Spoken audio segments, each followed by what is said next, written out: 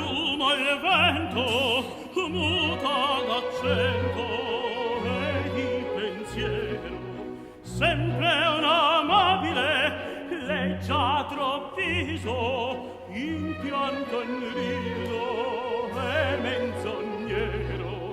La donna è mobile, qualcuno il vento muta d'accento e di pensiero, e di pensiero,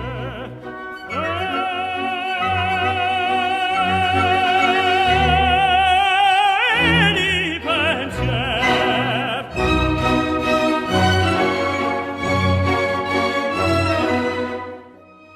Sajmir Pirgu, nga La Scala në Vjenë, gjithmonë shumë kënaqësi që takoj. Faleminderit. Faleminderit që gjen kohën, sepse mua më duket e habitshme kur kërkoj intervistë dhe thua po, duke të ndjekur tashmë agjendën. Wow, nga Washingtoni, një fluturim me vrap këtu në Vjenë. Ke kredite të mira. Intervista jonë e parë ka qenë e para në Shqipëri, kështu që pse jo dhe një e dytë. Qa emocioni në La Scala. Duhet patjetër të shohësh, sepse të gjithë thon Sajmir Pirgu, po ti nuk mund ta kuptosh pa parë në La Scala kush ishte Sajmir Pirgu dhe pa parë tani gjithë cejaket në Vjen ku emri edhe portreti jot është në çdo vend të këtij qyteti që duket sikur prodhon muzikë. Edhe unë ndjem krenare që po intervistoj Sajmir Pirgun pikërisht tani në Vjen para koncertit. Është kënaqësi për mua të jem prezent gjatë gjithë këtyre viteve. Dhe është bërë, si të them, fjala rutinë nuk dua ta përdor, por tek unë domethënë Vjena është për qyteti i jetës time. Gjithë njerëzit mendojnë se unë jetoj në Vjenë. Përfshir mua. Por unë jetoj në Itali, ato pak ditë që jam në Itali. Ndërsa në Vjenë është qyteti që më ka dhënë më tepër artistikisht dhe vendi ku unë kam kënduar më tepër, po ta zëm si performancë dhe shfaqje. Në të gjitha entet kryesore, si në Filharmoninë e Vjenës, ashtu dhe në Teatrin e Operës, plus pastaj në shtëpitë e tjera Concerthouse dhe Teatra Ndërvin, që janë shtëpi të dyta që bëjnë koncerte ekskluzive. Çfarë shfaqesh sot në Vjenë? Sot unë jam bëj Requiem Berlioz në Musikverein në Filharmoni. Pas pak, domethënë mbas të marrim këtë intervistë, pas një orë. u lë rahat edhe ju ikni. Prova gjithkohës për këto pak ditë në Vjenë. Po, është bërë jeta e përditshme e individëve të sotëm, të këtij shekulli është tepër e shpejtë. Edhe ky është shqetësimi më i madh që nga ndonjëherë domethënë nuk arrin dot të përballesh me kohën. Me kohën edhe me famën. E di çfarë po bënda përshtypje dje kur ishin për darkë tek Akiu, se s'mund të jesh në Vjenë të mos shkosh ke Akiu. Mënyra se si të afroheshin njerëzit, se si të vinin, më duk sikur isha në Tiranë dhe të njihnin gjithë, sikur isha në Vjenë dhe aty ishte klientët ishin publiku i famshëm i operës vjeneze. Është një gjë e bukur që ky qytet ose ky shtet, të them të vërtetën, jeton me artin. Dhe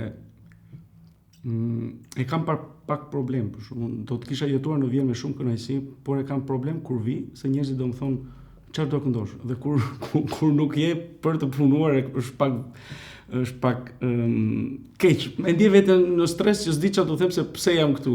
Se jam mësuar gjithmonë që jam në Vjenë sepse jam në një nga teatrot e Vjenës apo nga një nga shtëpitë e koncerteve. Por e ndjen dashurinë e publikut dhe të them me të vërtet të publikut të mirëfillt. Kjo gjë ndodh në Berlin, kjo gjë ndodh në Zvicër, në Zuri, ndodh këtu, shumë pak në Londër, dikur ndodhte në La Scala në Itali, por përveçësitë që ka Italia është bota po jeton një shpejtësi që ne do ta kuptojmë pas 20-30 vjetëve. Sakt, sepse ti në fakt tani je i muzikës, nuk je thjesht i Shqipërisë. Ti i përket muzikës, kur mburen me ty nuk mburen se është Sajmiri nga Shqipëria, po është Sajmiri operas tashmë. Je një emër identifikues në opera. Kjo gjë mua më ka bërë që të ndihem me fat, por dhe nuk e kam munduar veten të shikoj se çfarë kam bërë.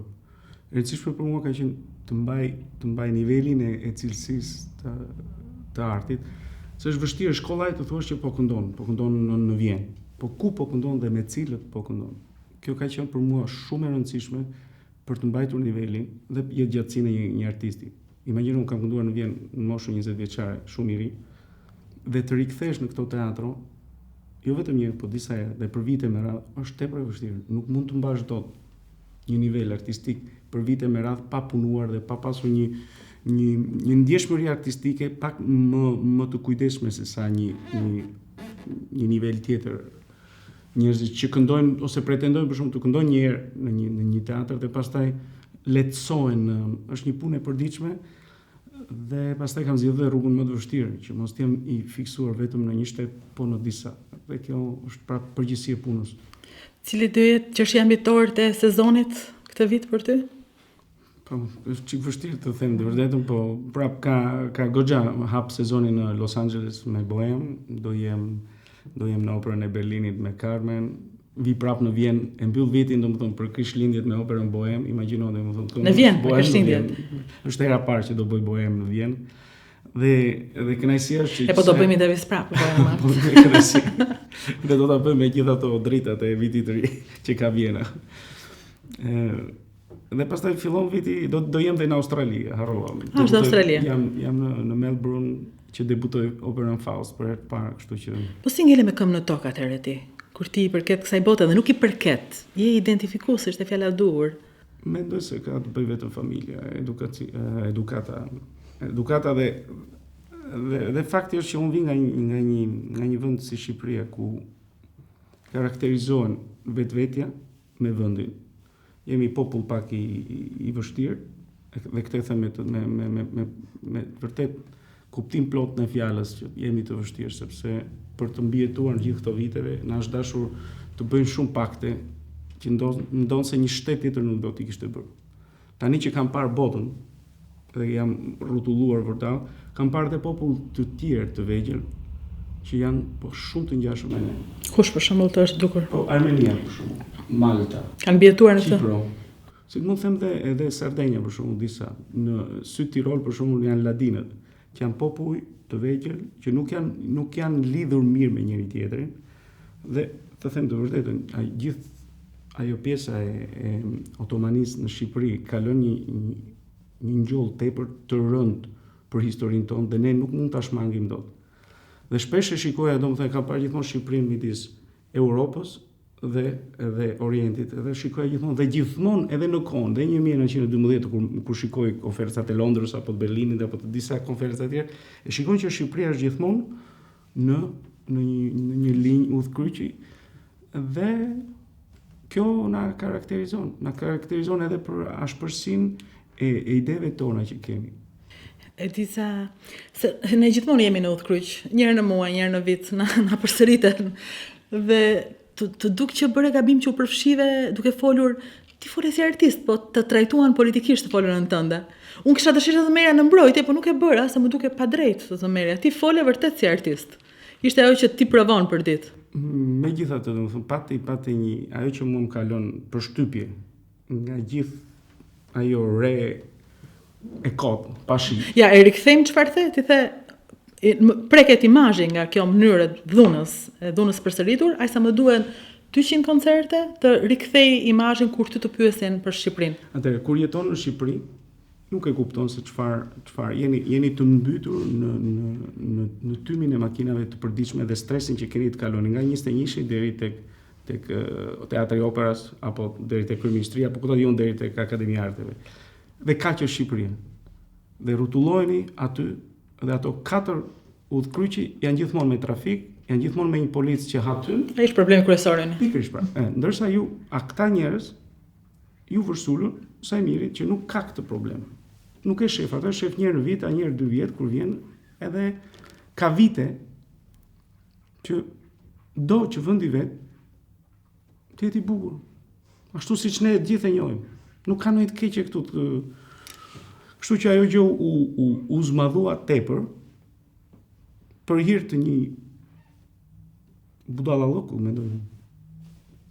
Idesh që në qoftë se ti do thuash ti mos fal, kush e ti që flet? Kush e ti? Do t'i bësh keq njëri spal apo tjetër spal dhe kjo nuk ka asnjë lidhje fare me njërin me njëri që s'ka pal, siç e ti. Në atë gjë që kam thënë, tani ka sa muaj kanë kaluar. Aty flitesh për të dyja palët shumë qartë. Po njërës palë ju duhej fjala ime dhe ma takon, mendoj unë pa të drejtën Dhe pa e parë në aspektin shumë dëgjor. Gjetën mundësin e bën, mua nuk kanë bërë absolutisht Si ty nuk e venduar fare që the, do të thoshe prap, kam përshtypjen. Edhe sot. Do doje të merrje përsipër të ndërhyje në jetën publike të vendit që i përket. Nuk është tek ndërhyrja, unë nuk kam asnjë fuqi ndërhyrje në mendimin e popullit apo shqiptarëve. Unë thash vetëm një mendimin tim, duke qenë gjithmonë në lëvizje, kur shikon vendin tënd që nuk është mirë, për arsye të X-it apo të Y-it nuk ka rëndësi. Nuk të vjen mirë. Mund të japësh një dorë. Dhe këtë gjë e verifikon vetëm kur je këtej, jo në Shqipëri. Kjo gjë verifikohet vetëm kur je jashtë. Shikon në distancë. 300 ditë në vit. Kështu që gjithë polemika me pseudo intelektualët që u ndjen të fyr, më vjen vërtet keq për ta. Kur do jesh në Tiranë së shpejti? Do jesh për të inauguruar shtëpinë e operës? Shpresoj që shtëpia e operës të bëhet, të mbarojë dhe të bëhet me kënaqësi dhe s'ka pse mos t'jem të inauguroj vendin ku do bëhet art për të ardhmen e Shqipërisë, nuk është absurditet. Dhe mendoj që ka disa gjëra që ne shqiptarët duhet të mësojmë nga bota. Dhe sidomos nga diplomacia e botës. Franca me Gjermaninë u përplasën në luftën e parë botërore, sot janë mbretër të Europës. Dhe ne duhet mësojmë dhe një diçka që jo çdo gjë është me dhunë dhe me mirësi. Komunikohet edhe me muzikë, jo vetëm me dhunë. Komunikohet edhe thjesht me mendimin e dikujt tjetër që e mendon ndryshe, nuk ka nuk shon në një absurditet. Dhe nuk jam këtu as për të thënë që duhet ta mendosh se ti je një filozof i madh edhe absolutisht thuhet mendimi i lirë. Dhe a ka mundësi që të bëhen edhe 1-2 teatro të tjerë dhe të ketë dhe Shkodra dhe Vlora dhe Elbasani, pse jo? Njerëzit kanë nevojë për qytetërim, nuk janë të lodhur me politika e ka kaluar çdo lloj. Dhe kjo është një lloj anarkie që po ndodh në gjithë botën, nuk është vetëm në Shqipëri. Po ta shikosh, njerëzit janë të lodhur me politikën dhe politika nuk ka më vlerë në asnjë ambient. Kur them në botë, imagjinon degradohet deri në Megjithatë, ne të dy jemi duke folur në këtë mënyrë sepse po e bëjmë intervistën e para, po e bëj intervistën me ty dhe e dyta po e bëj në një qytet që duke ardhur për këtu, unë gjithë rrugës dëgjoja muzikë. Njerëz me karoca, me bicikleta, me fëmijë të vegjël rinin dhe dëgjonin skenën improvisuar tek opera për 150 vjetorin. Jetojmë në një qytet me një histori. Mos harrojmë sa pak histori kemi ne, histori shtetërore, histori elitash. Kështu që njerëz si ty që kontribojnë i bëjnë shumë mirë. I bëjnë shumë mirë zhvillimit. Prandaj unë të falenderoj që ti e bëre dhe ta bësh përsëri, pa u ndrojtur. Unë ditë them vetëm një gjë. Duke lëvizur dhe parë shqiptarët që kanë arritur në këto 15-16 vjet. Unë i shikoj në operë, në Londër, në Berlin, vinë, paguajnë biletat, vinë. Kjo është një gjë që nuk do kishte ndodhur kur unë kam filluar.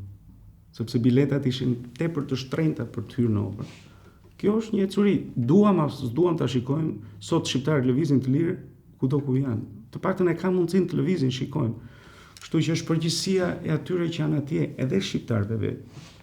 Sepse edhe puna e votave, kjo historia e vjedhjes së identitetit tënd nga politika duhet të mbaroj. Ne shqiptarë duhet bëhemi të vetëdijshëm që kemi përgjegjësi për atë çka jemi. Do të thonë, jemi produkt i vetes. I produkti vetes, e thëmë bukur. Më ka bërë përshtypje gjithmonë. Unë kam njohur prej te Ermonela Jahon. Ermonela Jahon atë kohë kur më tregove që është një vajzë jashtëzakonshme në sken, pa kush dinte në Shqipëri që ajo ishte. Të gjithë njihin vetëm Invën. Ti e fute në skenën publike. Në skenat e tjera ajo fut vet. Sa i te njoha dhe intervistova, jo, për te saj. Ju kam parë mungesën tënde të xhelozisë skenike për Ermonelën, ose më ke njohur në La Scala kam njohur 20 djemë dhe vajza që punonin në La Scala dhe askush nuk e dinte. Ata nuk prisnin biletat. Ishin balerinë, ishin aty, ishin në opera, ishin në orkestër. Të kam parë në mënyrën se si promovon Shqipërinë, se si e bën. Dje kur u takuam më tregove për shqiptarët të tjerë në Vjenë, të ke një mënyrë të admirueshme të promovimit të vendit tënd. Unë imagjino, jetën time kam filluar nga zero. Tashmë nuk jam duke hapur më atë lloj historie kemi bërë një herë, por imagjino që në jetën time të kesh pasur mundësi, të kesh pas njerëz si Pavarotti apo Abbado apo Riccardo Muti afër, kanë qenë gjithmonë me zemër të madhe kundrejt një të riu. Edhe kur shikoj, domethënë që ka nevojë që të rinjt shqiptar të emocionohen nga një gjë e bukur që është arti, them pse jo. Në rastin e Ermonelës, nuk kam dashur shumë push se isha me të në Royal Opera House, kam kënduar kudo. Dhe më dukesh absurditet që domethënë ajo kishte një lloj apatie, po që mbaroi më shumë shpejt në momentin që filluan mediat të flisnin.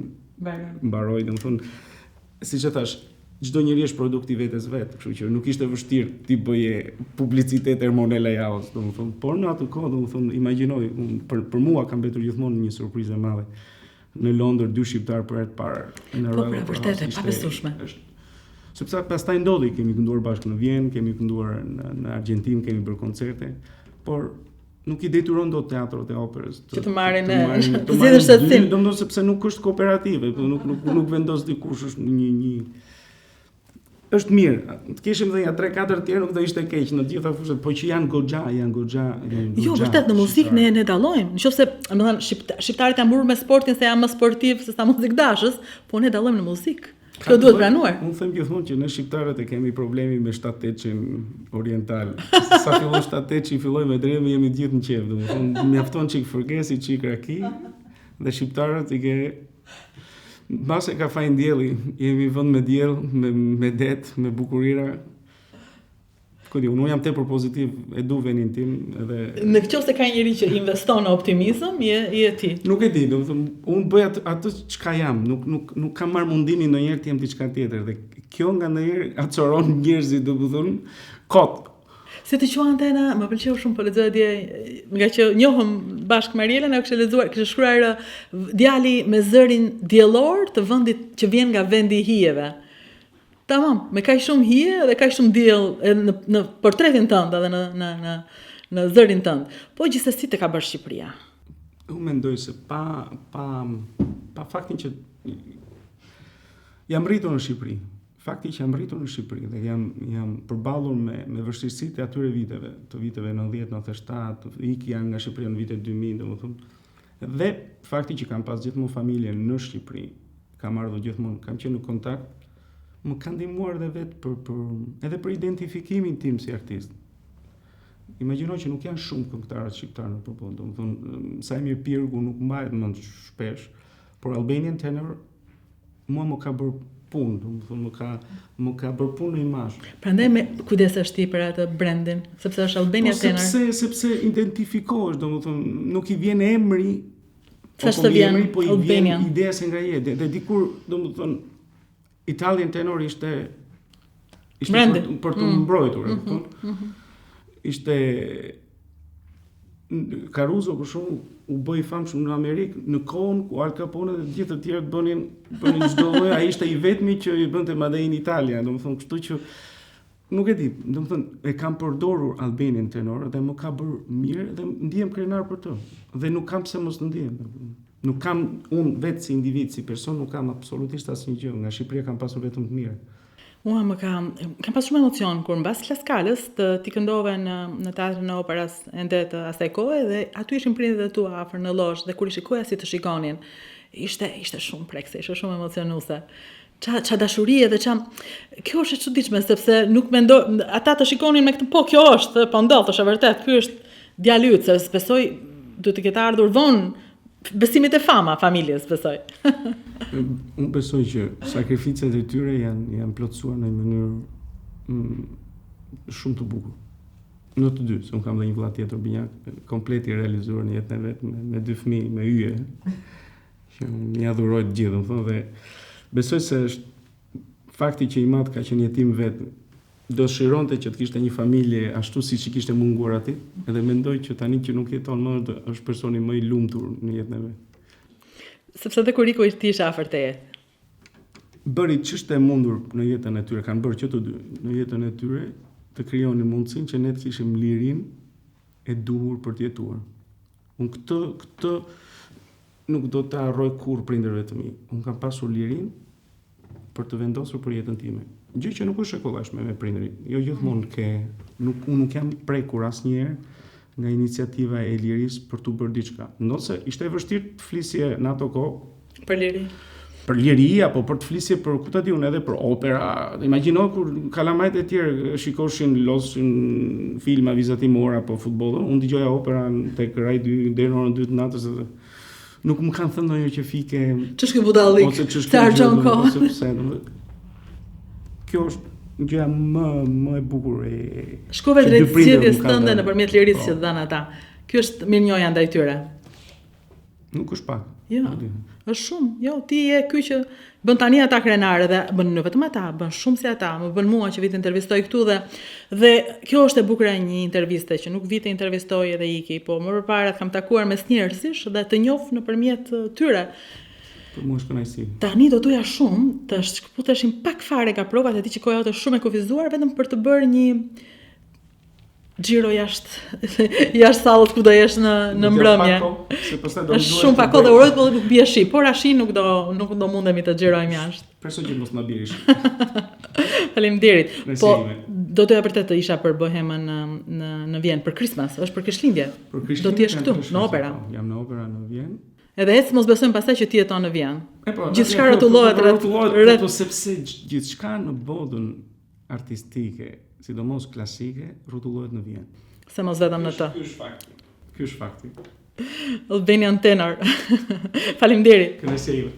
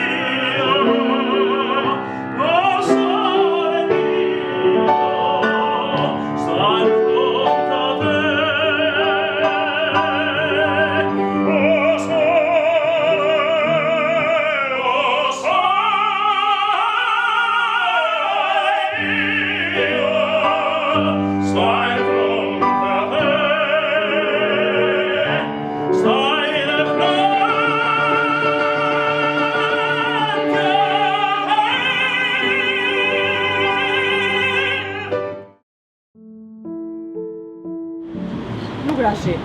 5 minuta vetëm për të pyetur si është përpara koncertit, si është ai mirë pirku, pas se të shih frakun, çfarë duhet të bëj?